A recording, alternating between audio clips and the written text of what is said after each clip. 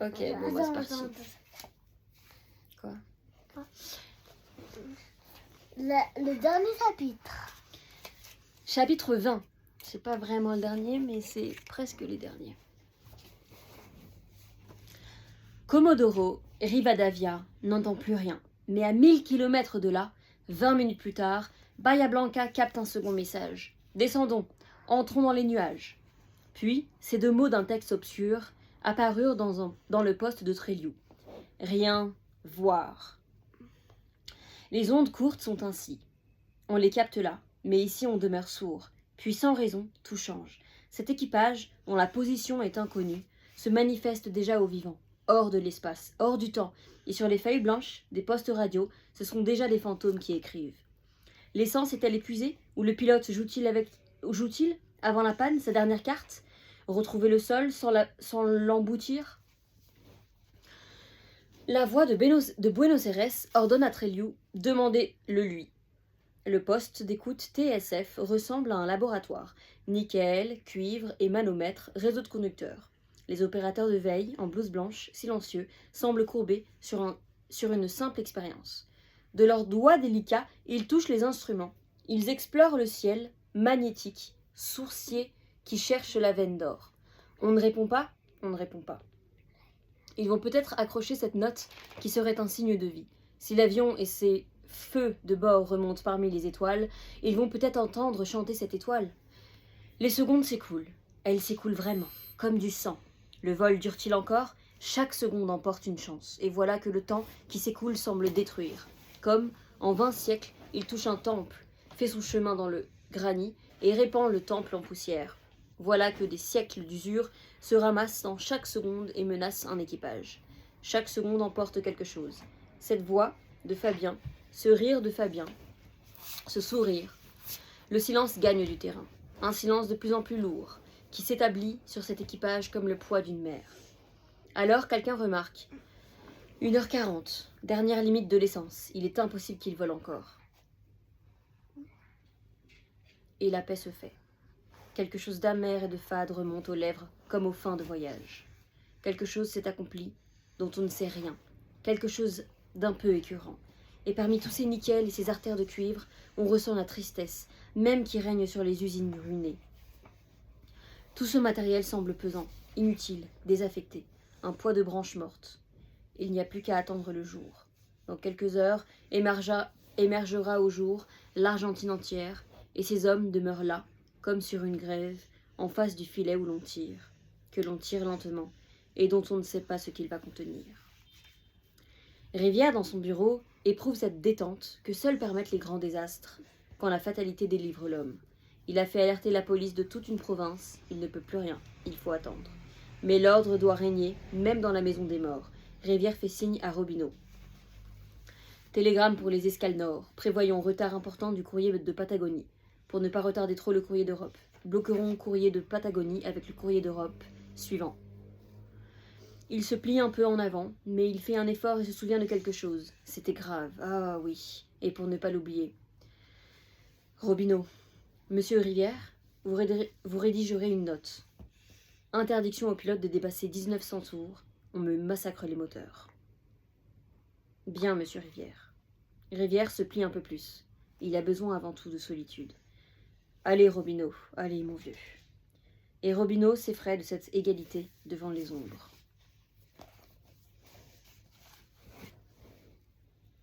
Chapitre 21. Robineau errait maintenant, avec mélancolie, dans les bureaux.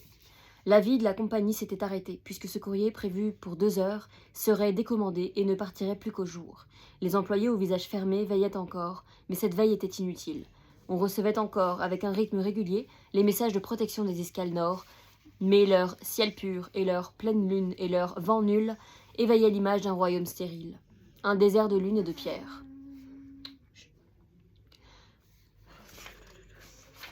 Comme Robineau feuilletait, sans savoir d'ailleurs pourquoi, un dossier auquel travaillait le chef de bureau, il aperçut celui-ci debout en face de lui, et qui attendait avec un respect insolent, qu'il le lui rendit, l'air de dire « Quand vous voudrez bien, n'est-ce pas? C'est à moi. » Cette attitude d'un inférieur choqua l'inspecteur, mais aucune réplique ne lui vint. et, irrité, il tendit le dossier. Le chef de bureau retourna s'asseoir avec une grande noblesse. « J'aurais dû l'envoyer promener », pensa Robineau. Alors, par contenance, il fit quelques pas en songeant au drame.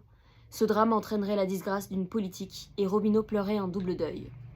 Puis lui vint l'image d'une rivière enfermée là, dans son bureau, et qui lui avait dit « Mon vieux ». Jamais homme n'avait à ce point manqué d'appui. Robineau éprouva pour lui une grande pitié. Il remuait dans sa tête quelques phrases obscurément destinées à sa plainte, à soulager. Un sentiment qu'il jugeait très beau l'animait. Alors il frappa doucement. On ne répondit pas. Il n'osa frapper plus fort, dans ce silence, et poussa la porte. Rivière était là. Robineau entrait chez Rivière, pour la première fois presque de plein pied, un peu en ami, un peu dans son idée comme le sergent qui rejoint, sous les balles, le général blessé, et l'accompagne dans la déroute, et devient son frère dans l'exil. « Je suis avec vous, quoi qu'il arrive », semblait vouloir dire Robineau. Rivière se taisait et la tête penchée, regardait ses mains, et Robineau, debout devant lui, n'osait plus parler. Le lion, même abattu, l'intimidait. Robineau préparait des mots de plus en plus ivres de dévouement, mais chaque fois qu'il levait les yeux, il rencontrait cette tête inclinée, de trois quarts, ses cheveux gris, ses lèvres serrées sur quelle amertume. Enfin, il se décida. « Monsieur le directeur ». Rivière leva la tête et regarda. Rivière sortait d'un songe si profond, si lointain, que peut-être il n'avait pas remarqué encore la présence de Robineau. Et nul ne sut jamais quel songe il fit, ni ce qu'il éprouva, ni quel deuil s'était fait dans son cœur. Rivière regarda Robineau longtemps, comme le témoin vivant de quelque chose. Robineau fut gêné. Plus Rivière regardait Robineau, plus se dessinait sur les lèvres de celui-là une incompréhensible ironie. Plus Rivière regardait Robineau et plus Robineau rougissait. Et plus Robineau semblait, à Rivière, être venu pour témoigner ici, avec une bonne volonté touchante et malheureusement spontanée, de la sottise des hommes.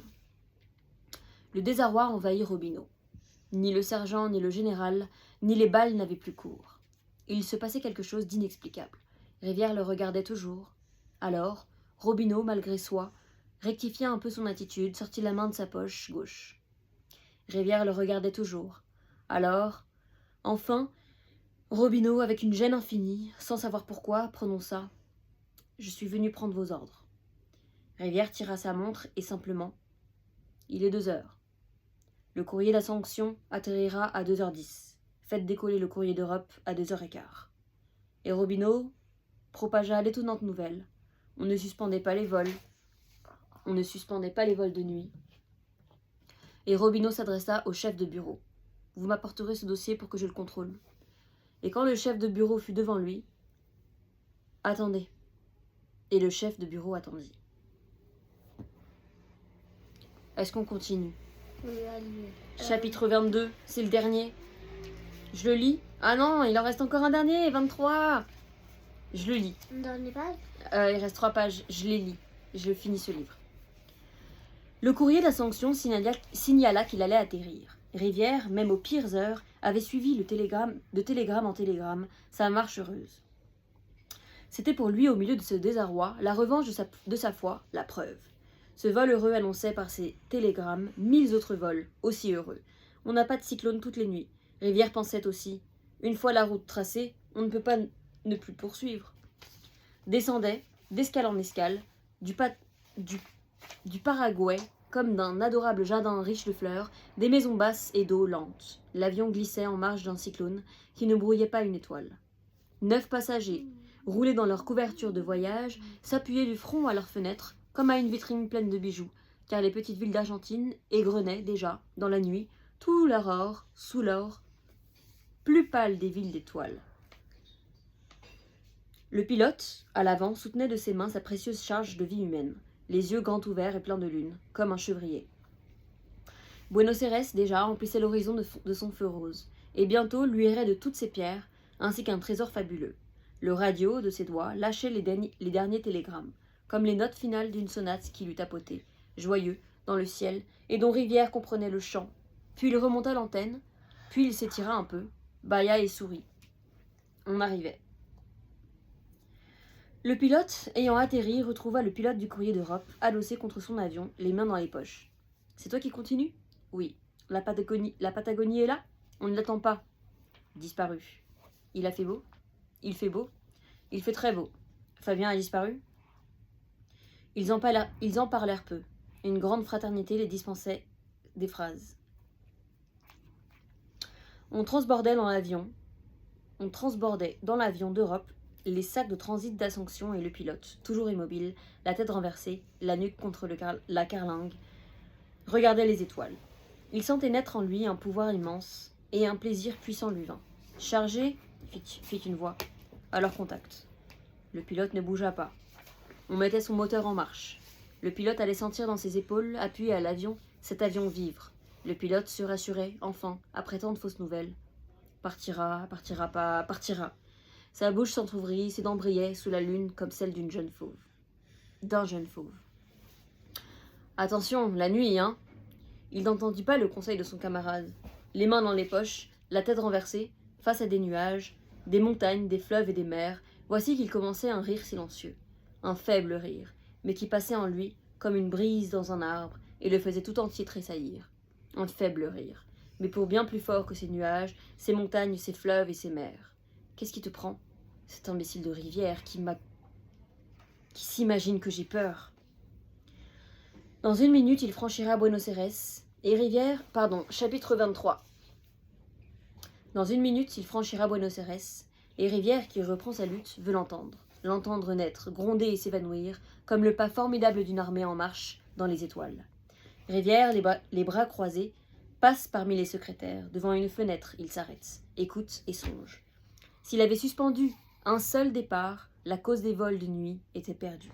Mais, devançant les faibles, qui, demain, le désavoueront, Rivière, dans la nuit, a lâché cet autre équipage. Victoire, défaite, ces mots n'ont point de sens. La vie est au-dessus des images, et déjà prépare de nouvelles images. Une victoire affaiblit un peuple, une défaite en réveille un autre. La défaite qu'a subi Rivière est peut-être un engagement qui rapproche la vraie victoire. L'événement en marche compte seul. Dans 5 minutes, les postes de TSF auront alerté les escales. Sur 15 000 kilomètres, le frémissement de la vie aura résolu tous les problèmes. Déjà un chant d'orgue monte, l'avion. Et Rivière, à pas lents, retourne à son travail. Parmi les secrétaires de Courbe, son regard dur. Que courbe son regard dur. Rivière le grand, Rivière le victorieux, qui porte sa lourde victoire. Fini.